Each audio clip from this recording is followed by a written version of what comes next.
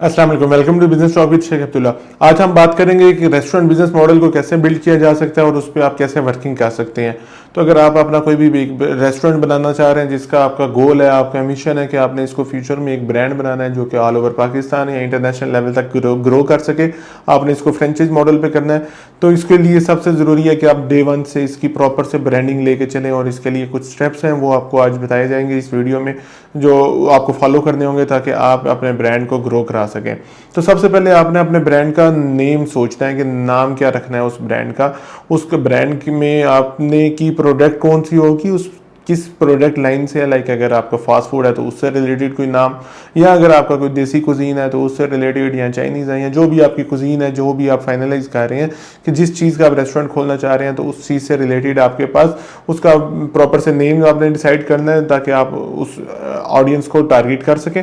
और उसके बाद उसका लोगो डेवलप करना है आपने। उसका लोगो आपका बहुत क्रिएटिव सा होना चाहिए कि जिससे उस लोगो देख के आपका जो है वो ब्रांड का नाम जो है वो क्लियर हो जाए और आपकी कुजीन का डिफाइन हो जाए कि आपके पास कौन सी कुजीन है। लाइक फास्ट फूड है या देसी कुजीन है या चाइनीज़ है, तो जो भी आपके पास कुजीन है तो उसके आपके पास लोगो से डिफाइन हो जाना चाहिए, उसका ऐसा होना चाहिए। उसके बाद उसके कलर्स क्या है, उसके जो ब्रांडिंग है उसके कलर्स आपके पास ऐसे कलर सेलेक्ट करने हैं जो कि आपकी ऑडियंस जो है अच्छे से अट्रैक्ट कर सके। अगर आपका फाइन डाइन है तो आप ब्लैक, गोल्डन या वाइट इस तरह के थीम में जाते हैं। अगर आपका फास्ट फूड है तो रेड, येलो इस तरह के थीम में जाते हैं। अगर आपका चाइनीज़ है तो आप मैरून में, ग्रीनिश में, इस तरह के शेड्स में जा सकते हैं। ठीक है। उसके बाद आपने अपना स्लोगन और टैगलाइन डिसाइड करना है कि आपका स्लोगन क्या होगा या आपके जो लोगों की, आपके ब्रांड की टैगलाइन क्या होगी, जिसके बेस पे आपने अपनी टारगेट ऑडियंस को टारगेट करना है। और ये जो टैगलाइन है बहुत ज़्यादा कैची होनी चाहिए, जो कि आपकी लाइक बहुत सारे ब्रांड्स की ऐसी टैगलाइंस होती हैं जिसकी वजह से वो ब्रांड फेमस होते हैं। ठीक है। तो आपने ये चीज़ें अपने सबसे पहले इसमें करनी है। उसके बाद आपका जो सबसे अहम और सबसे इम्पोर्टेंट पॉइंट आ जाता है वो है मेन्यू इंजीनियरिंग। आपने अपने जो भी ब्रांड बना रहे हैं उसकी मेन्यू को डेवलप करना है, उसकी मेन्यू की प्रॉपर से इंजीनियरिंग करनी है। अब मेन्यू इंजीनियरिंग के बीच में क्या क्या चीज़ें आ जाती हैं, इसके बीच में आपने मेन्यू की प्राइसिंग से लेके मेन्यू की इंग्रेडिएंट्स, उसके वेंडर, ईच एंड एवरीथिंग उसकी आ जाती है। और उसके बीच में फिर आपने जब प्राइसिंग को कैलकुलेट करना है तो प्राइसिंग को कैलकुलेट करते हुए आपने अपने ऑपरेशनल एक्सपेंस, अपने अपने प्रॉफिट रेशो, अपने अपने प्रोडक्ट कॉस्ट और इस तरह की जितने भी एक्सपेंसेस होते हैं उन सबको मद्देनज़र रखते हुए आपने इस पे काम करना है, ताकि आपको जब एक प्रोडक्ट की प्राइस लॉन्च करें तो वो उसमें से आपकी प्रोडक्ट कॉस्ट भी पूरी होनी चाहिए, आपके ऑपरेशनल एक्सपेंस भी पूरे होने चाहिए, और उसके साथ साथ आपके जो है प्रॉफिट भी आपको होना चाहिए। और इसके बाद आ जाते हैं ऑपरेटिंग प्रोसीजर्स कि आपने अपने जो भी रेस्टोरेंट बना रहे हैं या एक कैजुअल कैफ़े बना रहे हैं उसके ऑपरेटिंग प्रोसीजर्स क्या क्या होंगे, उसकी एसओपीज़ क्या क्या होंगी। आपने अपने किचन के लिए कौन कौन सी एसओपीज़ रखनी है, आपने अपने कैश काउंटर के लिए क्या क्या एसओपीज़ रखनी है, या आपने ओवरऑल अपने डाइनिंग हॉल के लिए कौन कौन सी एसओपीज़ रखनी है। आप अपना डाइनिंग हॉल बना रहे हैं या टेक वे सिस्टम है, तो ये सारा कुछ डिफाइन करना है।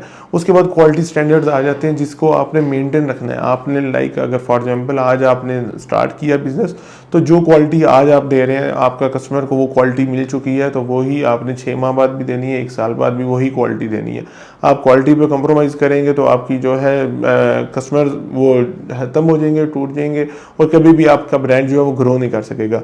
अगर आप अपनी क्वालिटी पे काम करते रहेंगे तो आपका ब्रांड जो है वो पूरे सबसे पहले आपके एरिया में फेमस होगा, फिर आपकी सिटी में फेमस होगा, और फिर दूसरे सिटी से लोग खाने आएंगे, और फिर वही जो लोग खाने आएंगे वो आपसे फ्रेंचाइज की डिमांड करेंगे कि हमें अपने शहर में बनाने के लिए इसकी फ्रेंचाइज दे दी जाए।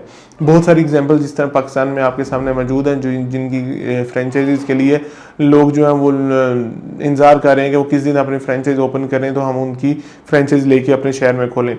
ठीक है। तो ये चीज़ें जो कुछ आपको मैंने बताई हैं, इसके अलावा जो आ जाती है आपकी सप्लाई चेन आ जाती है कि आपने अपनी सप्लाई चेन को किस तरह से मेंटेन रखना है।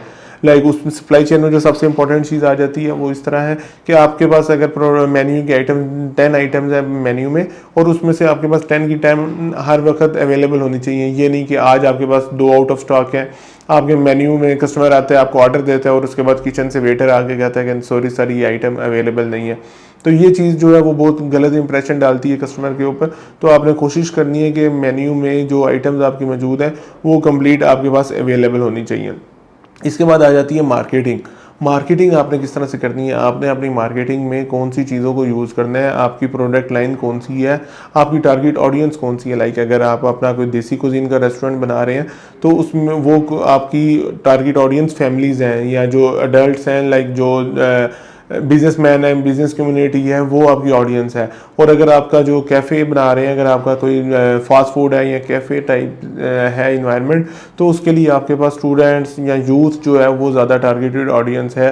ठीक है, वो आप उसके लिए फिर आपने अपनी मार्केटिंग को देखना है कि किस तरह की मार्केटिंग चाहिए। आपको ऑनलाइन मार्केटिंग चाहिए, आपको ऑफलाइन मार्केटिंग चाहिए, या जो आजकल सबसे इम्पोर्टेंट और सबसे अच्छा इफेक्टिव वे जो जा रहा है मार्केटिंग का, रेस्टोरेंट और स्पेशली रेस्टोरेंट की अगर हम बात करें तो वो इन्फ्लुएंसर मार्केटिंग है। आपने डिफरेंट इन्फ्लुएंसर्स को, अपने शहर के, अपने एरिया के इन्फ्लुएंसर्स को हायर करना है और उनके थ्रू आपने अपनी मार्केटिंग करवानी है, जो कि बहुत ही ज़्यादा इफेक्टिव रहती है। क्योंकि आजकल इन्फ्लुएंसमेंट का बहुत ज़्यादा जोर चल रहा है, तो बहुत सारे लोग इसको लाइक करते हैं और इस पे जो है वो आपके ऑडियंस जो है वो बढ़ सकती है अगर आप इन्फ्लुएंसर मार्केटिंग करते हैं।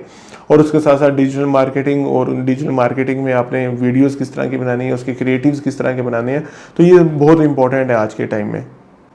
इसके बाद आ जाता है कि आपने अपने एम्प्लॉयज़ की ट्रेनिंग कैसे करनी है, आपने अपने एम्प्लॉयज़ की ट्रेनिंग और डेवलपमेंट के लिए कैसे काम करना है, उनके लिए आपने कौन से एसओपीज़ क्रिएट किए हैं, उनके लिए आपने कौन से ट्रेनिंग मैनुअल्स क्रिएट किए हैं, ताकि अगर आपके पास आज एक एम्प्लॉय है, वो अगर आपके पास छोड़ के चला जाता है, आपने नया हायर किया, तो उसको ट्रेन होने में कितना टाइम लगेगा, आपके पास ये चीज़ डिफाइन होनी चाहिए। आपके मैनेजर को ये चीज़ पता होनी चाहिए कि आपने एक नया हायर किया तो उसको कौन सी जॉब ड्यूटीज़ देनी है और कौन सी जॉब ड्यूटीज़ नहीं देनी है, आपने अपने कस्टमर को सर्विस कैसे देनी है। ये बहुत इंपॉर्टेंट पॉइंट है कि आपने कस्टमर सर्विस जो है, आज अगर मैं इस्लामाबाद रावलपिंडी की बात करूं तो बहुत सारे ऐसे ब्रांड्स हैं जो सिर्फ और सिर्फ अपने कस्टमर सर्विस की बेस पे जो है वो फेमस हुए हुए हैं और ऑल ओवर पाकिस्तान उनका नाम बना हुआ है, और वो सिर्फ और सिर्फ कस्टमर सर्विस है। लाइक अगर कस्टमर सर्विस में छोटी छोटी चीज़ें आ जाती हैं जो इंपॉर्टेंट होती हैं, जो जिनका बहुत ज़्यादा ज़रूरी है कि आप अपने कस्टमर सर्विस को ये चीज़ें दें। बहुत ज़्यादा इंपॉर्टेंट है कि आप अपने कस्टमर को ये चीज़ें प्रोवाइड करें। लाइक अगर आपने होम डिलीवरी के लिए ऑर्डर दिया तो कस्टमर को हर चीज़, एक तो फूड गर्म मिलना चाहिए, उसके अलावा उसकी फीडबैक कॉल जानी चाहिए, राइडर जो है वो अच्छे तरीके से जाके बात करे, राइडर के पास चेंज अवेलेबल हो, राइडर के पास जो है वो पॉज मशीन हो कि अगर किसी ने कार्ड यूज़ करना है तो वो कार्ड यूज़ कर सके। ठीक है, ये सारी छोटी छोटी चीज़ें हैं जो कि बहुत इंपॉर्टेंट इफेक्ट करती है आपको कस्टमर बेस बनाने में। और इसके बाद आ जाती है आपकी फाइनेंशियल मैनेजमेंट एंड रिपोर्टिंग। आपने अपनी जो भी बिजनेस की चीज़ें हैं उनको रिपोर्टिंग करना है प्रॉपर से। आपके मैनेजर को, आपके कैशियर को, आपके अकाउंटेंट को इन चीज़ों का पता होना चाहिए कि लाइक डेली कितने ऑर्डर्स आ रहे हैं, मंथ बाद कितने ऑर्डर्स टोटल हुए, होम डिलीवरी के कितने ऑर्डर्स थे, डाइनिंग कितने ऑर्डर्स थे, टेक अवे कितने ऑर्डर्स थे, पर ऑर्डर उसमें से कितनी एक्सपेंस काट रहे हैं, कितना उस पर ओवरहेड एक्सपेंस ऐड किया जा रहा है, उसके ऊपर कॉस्टिंग कितनी है। ईच एंड एवरीथिंग आपके पास प्रॉपर रिपोर्ट होनी चाहिए, ताकि मंथ एंड पे जब आप उसको वो कैलकुलेट करने लगें तो आपके पास इजीली हर चीज़ का हिसाब आ जाए। और आपके वेंडर्स का सिस्टम खास तौर पे कि वेंडर्स की पेमेंट कोई पेंडिंग है या नहीं, तो ये सारा कुछ अगर आपके पास ऑन रिकॉर्ड होगा तो वो आपके लिए ईजी हो जाएगा चीज़ों को हैंडल करना। इसके बाद आपकी जो चीज़ें आ जाती हैं वो हेल्थ एंड सेफ्टी से रिलेटेड आ जाती हैं। लाइक हेल्थ एंड सेफ्टी दो तरह से आ जाती है, एक तो आपकी कस्टमर्स की आ जाती है और एक आपके एम्प्लॉयज़ की आ जाती है। तो एम्प्लॉयज़ के लिए ज़रूरी ये है कि आप अपने जो किचन है या जो भी रेस्टोरेंट है आपका, वहाँ पे फायर का सिस्टम होना चाहिए, फायर अलार्मिंग सिस्टम प्रॉपर से अरेंज होना चाहिए। वहाँ पे सिलेंडर्स मौजूद होने चाहिए जो कि अगर खुदा ना सही नैनी सिनेरियो आग लग जाती है तो वहाँ पे आग बुझाने का सिस्टम मौजूद होना चाहिए। उसके अलावा फर्स्ट एड किट होनी चाहिए एम्प्लॉयज़ के लिए। किसी भी वक्त किसी भी एम्प्लॉय को कुछ छुरी लग सकती है, कुछ भी हो सकता है, तो उसके लिए फर्स्ट एड किट होनी चाहिए प्रॉपर वहाँ पे मेंटेन, जिसको हर वीकली या बाई वीकली या मंथली उसको जो है मेंटेन भी किया जाए। उसमें यह नहीं कि खुदा ना सा किसी वक्त ज़रूरत पड़े। बहुत सारी जगहों पे मैंने ऐसी चीज़ें देखी हैं कि अगर जब ज़रूरत पड़ती है तो उस वक्त उस किट में चीज़ अवेलेबल नहीं होती या एक्सपायर हो गई होती है, वो बड़ी बड़ी एक्सपायर हो गई होती है, तो उसको भी बाई वीकली या आपकी एसओपीज़ में मौजूद होनी चाहिए कि आपने अपनी जो फर्स्ट एड किट है उसको बाई वीकली या मंथली जो है उसको मेंटेन करना है। उसमें कोई अगर एक्सपायर होने वाली चीज़ है तो उसको चेंज करना है या न्यू लेके आनी है। और इसके अलावा फिर आपने जब अपना रेस्टोरेंट डेवलप करना है तो उसके लिए साइट लोकेशन कौन सी होनी चाहिए। अगर आप कोई कैफ़े बना रहे हैं, अगर आपका टारगेट जो है वो यूथ है, तो आपने किसी यूनिवर्सिटी कॉलेजेस या उसके करीब तरीन एरिया में आपने इसको ओपन करना है। अगर आप फाइन डाइन बना रहे हैं तो आपने ऐसी जगह पे करना है जहाँ पे आपके पास पार्किंग ओपन अवेलेबल हो। बच्चों के लिए कोई एक्टिविटी एरिया आपके करीब हो, या अगर आप अपना बना रहे हैं तो उसके बीच में आपके पास इतनी गुंजाइश होनी चाहिए कि आप बच्चों के लिए कोई एक्टिविटी एरिया बना रहे हो। और इसके साथ साथ टेक्नोलॉजी, जो लास्ट और सबसे इंपॉर्टेंट चीज़ है वो है टेक्नोलॉजी को आपने कैसे अपने सिस्टम के साथ इंटीग्रेट करना है। अब टेक्नोलॉजी, रेस्टोरेंट है उसमें खाना बनना है और खाना सेल हो जाना है, उसमें टेक्नोलॉजी कहाँ से आ गई। तो टेक्नोलॉजी इस तरह से आ गई कि आपने अपनी टेक्नोलॉजी को यूज़ करते हुए ऑनलाइन डिलीवरीज देनी है। आपने अपने कस्टमर्स का नंबर लेके उनको टेक्स्ट मैसेज जाना है, आपकी जो भी नई डिस्काउंट या नई मेन्यू में कोई आइटम आ रही है तो उसके से रिलेटेड जो कस्टमर्स को फेसबुक पे या उसके अलावा उनके टेक्स्ट मैसेज पे, व्हाट्सएप पे उनको नोटिफिकेशन जाना चाहिए। आपके पास ऑनलाइन डिलीवरी का प्रॉपर से सिस्टम होना चाहिए, जिसका पॉज में सिस्टम कहते हैं, पॉइंट ऑफ सेल सिस्टम। उसके अलावा आपके पास ये फूड पांडा, चीते या इस तरह की जो भी ऑनलाइन डिलीवरी वाली ऐप्स हैं वो इंटीग्रेट होनी चाहिए आपके सिस्टम के साथ। और उसके साथ साथ आपके कस्टमर्स का नंबर आपके पास सेव हो ताकि आप उन सबको उससे फीडबैक ले सकें। जब कस्टमर का एक ऑर्डर जाता है, या वो बेशक डाइनिंग में है, टेक वे में है, डिलीवरी में है, तो जैसे ही कस्टमर का एक टाइम पीरियड आपके पास सेट होना चाहिए कि 40 मिनट्स बाद कस्टमर के ऑर्डर के 40 मिनट्स बाद, 60 मिनट्स बाद उससे फीडबैक कॉल जानी चाहिए।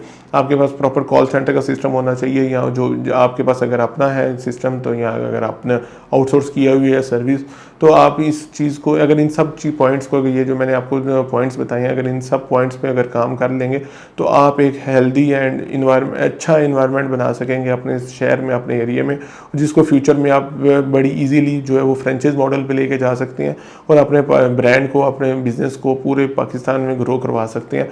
और इसी तरह आहिस्ता आहिस्ता आप अपने ब्रांड को, अपने बिजनेस को जो है वो इंटरनेशनल मार्केट में लेके जा सकते हैं, ताकि आप इंटरनेशनल मार्केट में जाके वहाँ पर रेवेन्यू जनरेट कर सकें। Thank you so much.